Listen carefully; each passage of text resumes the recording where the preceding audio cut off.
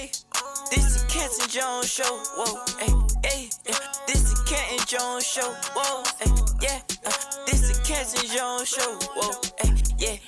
This is Canton Jones show. Ladies and gentlemen, welcome to the Canton Jones show. I am your host, Canton Jones, and we have an exciting show for you tonight. Man, Bob Zellner, civil rights activist. Man, I have like a million questions for this guy, so you gotta stick around for that. And also, Kingdom R&B artist Stevie Rizzo will be in the building, all right? We finna get this thing going, baby. We gonna start with the funk. I need everybody to get up in your living room, find somebody to dance with.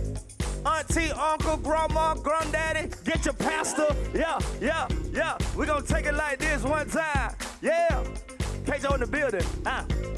I got freedom in Jesus. I'm a believer, and I am not just a reader, and I'm a doer. If you just talking, boy, that is just a manure. Son of a God, so I live a G life. Heaven got my back when I decree life. Because of sin, I couldn't see life, but because of Jesus, I got. When I wake up in the morning, when I go through the day, I'ma walk in that freedom. So get out of my way, and it's because of Jesus we got free life, free life. Free life, free life, free life, yeah. I will never be locked down, knocked down. About to free up my block now. See, they buying your stock now. Lot of tick in your talk now.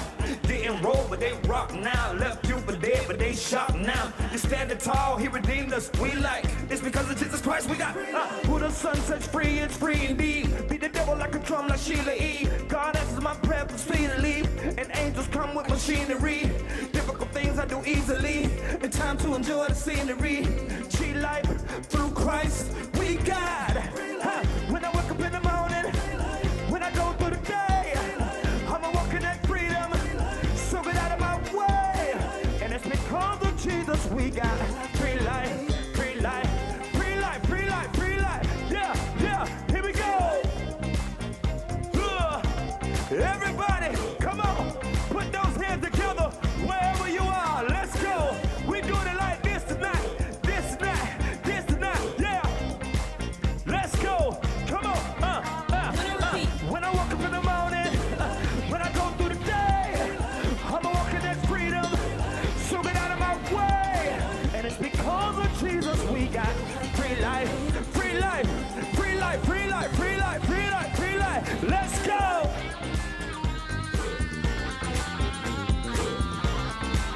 Let's go. Tell them all. You have given me free life, free life, free life, free life. Hey, wake up in the morning. When I go through the day, I'm walking in freedom. So get out of my way. And it's because of Jesus we got.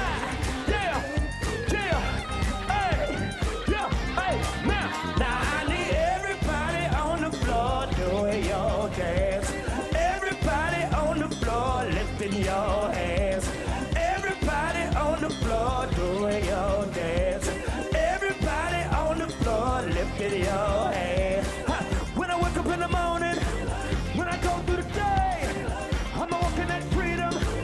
So get out of my way. And it's because of Jesus we got free life, free life, free life, free life, free life, free life, free life, free life, free life, free life. Yeah! Let's go! This is home. Also home. Yep, this too. And this. The WATC TV app can make anywhere feel like home. Welcome back to the Canton Jones show. I am your host, Canton Jones. Wherever you go, home goes with you. We hope wherever you are that the sun is shining.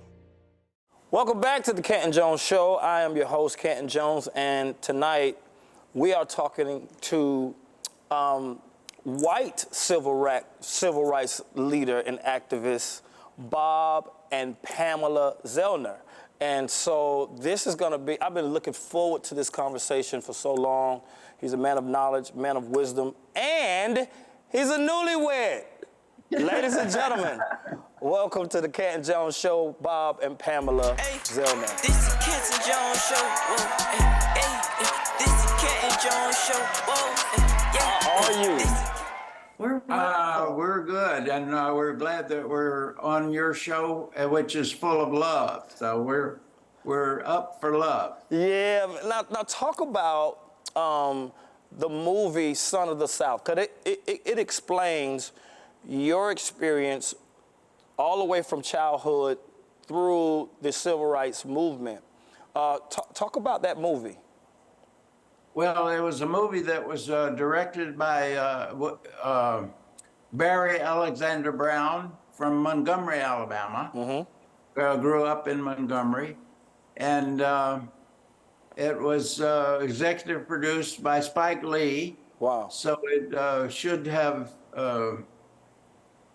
it was slated for a big opening, but it was at the time of the COVID pandemic, and so it didn't have much of a theater run. Nobody was going to theaters. What was it about? But Son of the South was based on my memoir, which is called The Wrong Side of Murder Creek. Wow. About growing up in South Alabama and Northwest Florida. I was born in Jay, Florida. We have that in common. I think you're from Florida, or early life you spent in maybe around the Miami area. Yep, yes, sir. You do know that. Yep, Deerfield Beach is where I'm from, and so in the movie, it talks about your life. It talks about a family member being a part of the KKK, and your father. Kind of getting saved, coming to Jesus, changing his life. And so how was that experience when you, because basically you would be a person that grew up in a Christian home. So how was that experience growing up in the South and your involvement in the civil rights movement? Well, it was a very interesting childhood, because my father had just come back from Europe.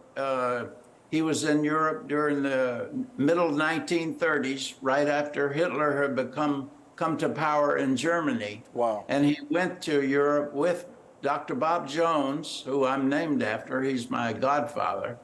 And Dr. Bob Jones was the founder of Bob Jones University, which is still a very, I would call it a Klan mentality, or still they have not followed Jesus's teachings, I don't think, about welcoming the stranger, visiting the person in prison and sick, and taking care of the poor people. Bob Jones was not high on that, but he wanted to go to Europe in the middle of the 30s to save the Jews by converting them to be Christians. I remember when I was first very involved in the young Methodist church, I asked my father if he converted any Jews, and they said no, but they converted me.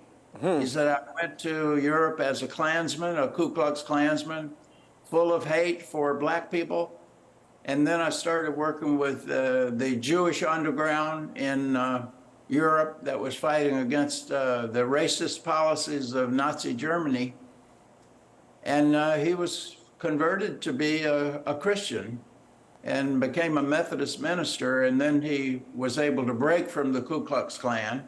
And when he did, his father and mother disowned him, and his brothers never spoke to him again. His blood brothers never spoke to him again in his entire life. Wow. And that's how it was in the 40s and the 50s in the southern part of the United States. And it was made more egregious by the fact that we're just recognizing years and years later, after the Second World War, the contribution that black veterans made to defending democracy and fighting against the fascist movement in the world.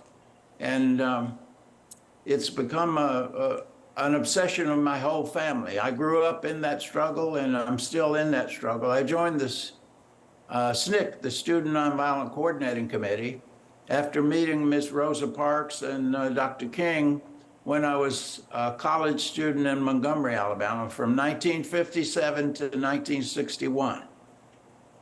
Now, when you are, so you're a student, you meet Dr. Martin Luther King, you meet Rosa Parks, you start to get involved in the civil rights movement. Talk about what in your heart made you want to be a part of that, especially coming from a family with a KKK background. What made you want to go, knowing what your family would think, knowing what your grandfather and your uncles would think? What made you have that boldness to step in line and help during that time? Well, part of the way that I got enough boldness to join the civil rights movement was that I was being mentored by Ms. Rosa Parks and Dr. King. They both took a lot of time and effort in mentoring young people. And I was one of 5 students at Huntingdon College who were given an assignment to study the racial problem in our sociology class. And when we told our professor that we were going to go and interview Ms. Rosa Parks and Dr. Martin Luther King and Brother E.D. Nixon, who was the branch president of the NAACP, our professor said we couldn't do that. And we asked him why, and he said, because you'll be arrested. And we were intrigued as young sociology students, how you could be arrested doing research for a college paper. And I remember our professor said, you don't know anything about race relations in Montgomery, Alabama. And by then it was 1959. He said, you don't know anything about race relations in Montgomery right now. And we said, that's why we're taking this course. And we feel like if we're going to talk about solutions to the racial problem, we need to examine the Montgomery bus boycott, because people have come from all over the world to study what happened here in Montgomery, where the college is located. And people come from all over the world to study nonviolent direct action and the resistance. And we were not allowed to go. And they said we would be arrested if we did. And 5 of us said we're going anyway. And we were asked to resign from school because we had gone and broken the civil rights, the segregation laws, by meeting with students and meeting with Dr. King and Ms. Rosa Parks. Wow. So you were kicked out of school because of this passion. And tell me about, because really when you're trying to find a solution and somebody is presenting the problem as you're trying to, you're the problem. We're trying to find a solution and you're saying that we will be arrested if we try to find a solution. And you're trying to find a solution. And so at this point, school, your family is saying you're getting ready to get kicked out of school because you want to help these African Americans, and you go forth anyway. All right, so at this point, tell me about, because there's a picture that I saw with you standing with a bunch of black people around you. There's a picture. Explain that picture and what was happening at that time. I think that's the one with. It might be the picture with, you can find it in there. Okay. With Julian Bond and the SNCC people. That was taken in Atlanta in 1963, I believe. Man, you have a phenomenal memory. Wow. Go ahead. But anyway, I was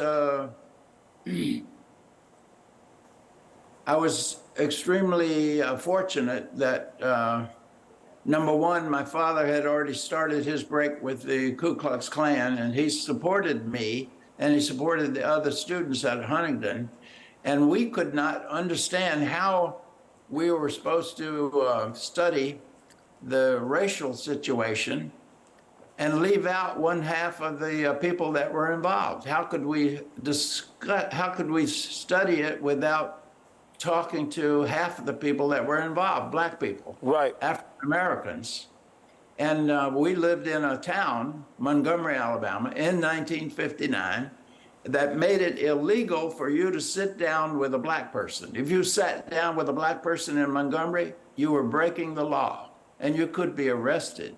Now, see, And many people were arrested for simply sitting at a lunch counter or sitting in a wrong place on a bus. now here's what's so interesting. You're my uncle now, so it's Uncle Bob. So Uncle Bob, this is what makes this so interesting. All my life, I've heard the black perspective. I've heard that it was illegal for black people to do certain things. I've never, in my life, till now, I've never understood the risk white people took or were not able to take, and it was against the law for them to mix with. I didn't see it like that. I thought that white people were free to do what they wanted to do, and if black people tried to come up to them, they were arrested. I didn't know the threat was on both sides. And so this is why you're so important to people like me, because you bring a different perspective to something that I've always thought that were happening. And I wanted to ask, you know, we're running out of time. I need like another day with you, because I want to know how believers thought about African Americans and their part, you know, church people, believers. And so we have Well, that's one of the crux of the matter, is that the Christians were the ones that were the biggest failures in Alabama West Florida Conference of the Methodist Church. Once my father began to work with Joe Lowry and Dr. King to integrate the Christian church, that's when my father really got in trouble, when he was trying to integrate the Christian church. Why should you have a situation where in a Christian church would turn away people because of they had the wrong color skin? There was no way that was not a violation of the Christian doctrine, and we were supposed to accept that. As I was a ministerial student, I was going to be a Methodist minister like my father and my older brother and my grandfather. I come from a long line of Methodist preachers, and because I was trying to follow what I thought was God's will and Jesus's will, they said, no, you've embarrassed the school, you've brought shame to this college. That was a Christian Methodist college in Montgomery, Alabama, just because we met with black students and we met with black activists trying to fight for their own rights. And we knew that it was wrong, and we knew we were such a tiny minority. We would have long discussions in the dorm room. How can so few of us be right and so many people be wrong? And then we would go through it over and over again, and we would always come back to the conclusion that because of what our aims were compared to the segregationist aims and the racist aims, we had to conclude that we were correct and the overwhelming majority of white people were wrong. So we had to take a stand, and sometimes it was very dangerous. My eye still hurts from being injured in my first demonstration in Macomb, Mississippi. And that's covered in the movie, where they took me out to a tree and threatened to hang me because I was taking the side of the black citizens in this struggle. Wow, wow, wow. Oh, we got to have you back. We have to have Miss Pamela. I want to, and then you guys are newlyweds. I want to know all about that. So we have to have you guys back. This has been a phenomenal time. Ladies and gentlemen, Bob and Pamela Zellner, we have to make sure that you watch the movie Son of the South and pick up the book. What's the name of the book again, Uncle Bob? It's called The Wrong Side of Murder Creek. It's about growing up in East Bruton, Alabama, which was on the wrong side of Murder Creek, because all the rich people lived in Bruton and all the poor people lived in East Bruton. So I lived on the wrong side of Murder Creek. All right, The Wrong Side of Murder Creek. Make sure you guys pick that up. And we'll be back with more right here on the Canton Jones Show. Wow, my mind is blown. I need a break.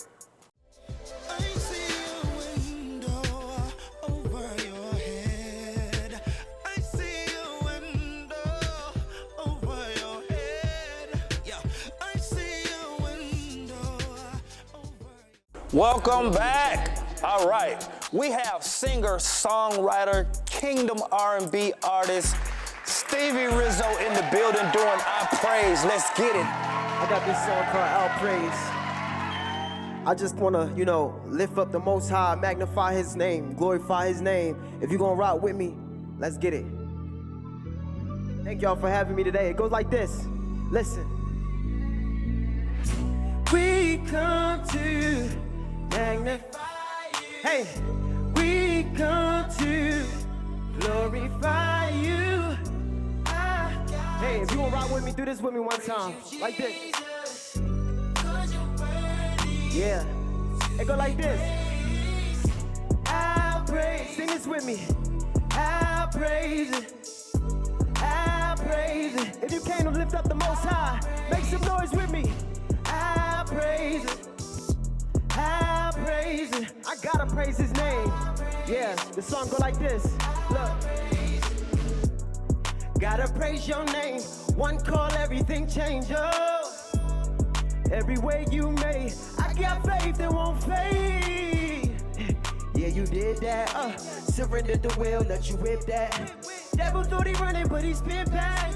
You could come praise, we don't care where you been at. We come to glorify you.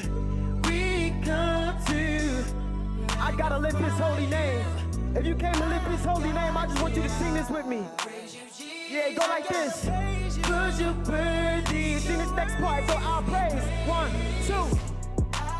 I gotta hear y'all sing that. I praise it. Sing it with me.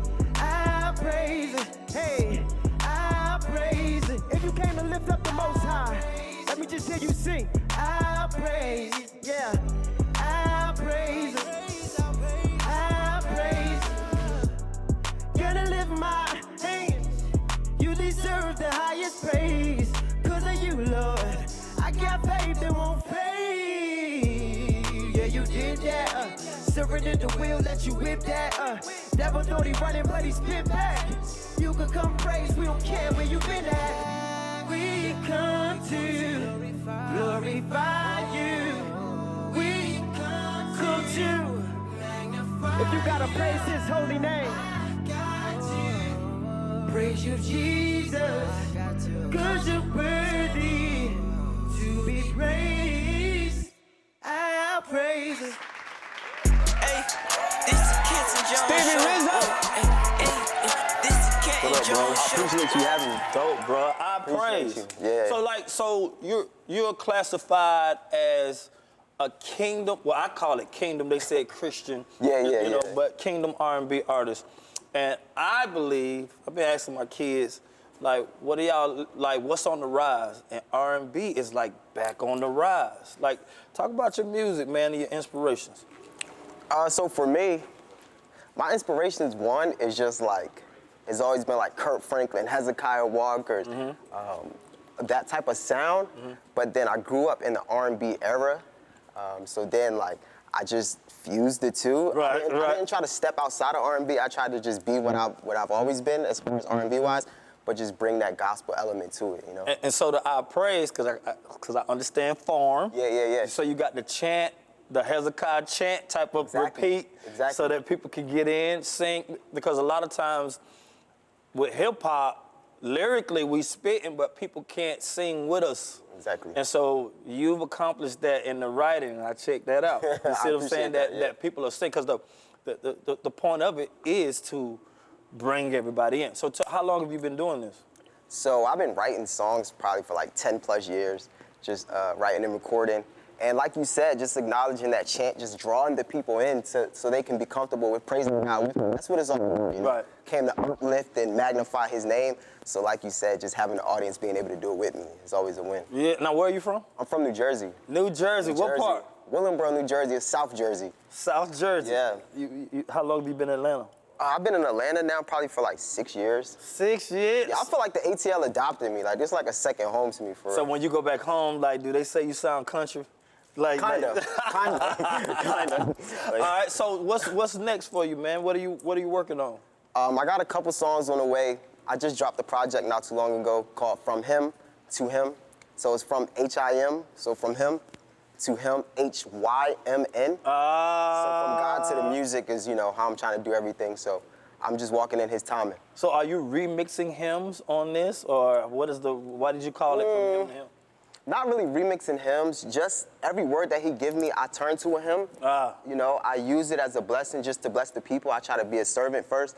So any word that he gives me, I try to flip it and present it as a hymn. I love it. I love it. All right, what song are you about to do? So this next song is called Esther. You know, in the Bible, we have Queen Esther, who was walking in her purpose, became a queen, and was able to free her people by her obedience. So this song is called Esther. It's about being a queen already before you even marry, before you even find your king, you're already a queen. Come on. Yeah. This real R&B. Real R&B. Stevie, let's get it, baby. Mr. Bizzo in the building. Yeah. This song is called Esther. Like I said, you already a queen before you even find your king. It go like this.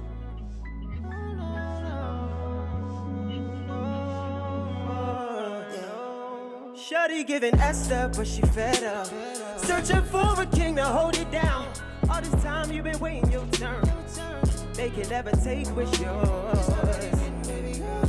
Don't trip, he already know what it is. Don't rush, just be still. Gotta give it to you when it fits. Surrender your will and just ride. Love yourself in the meantime. Never feed into the lies. He knows. Shorty giving Esther, but she fed up. Shorty giving Esther. Shorty giving Esther. Shorty giving Esther, but she fed up. Searching for a king to hold it down. All this time you've been waiting your turn.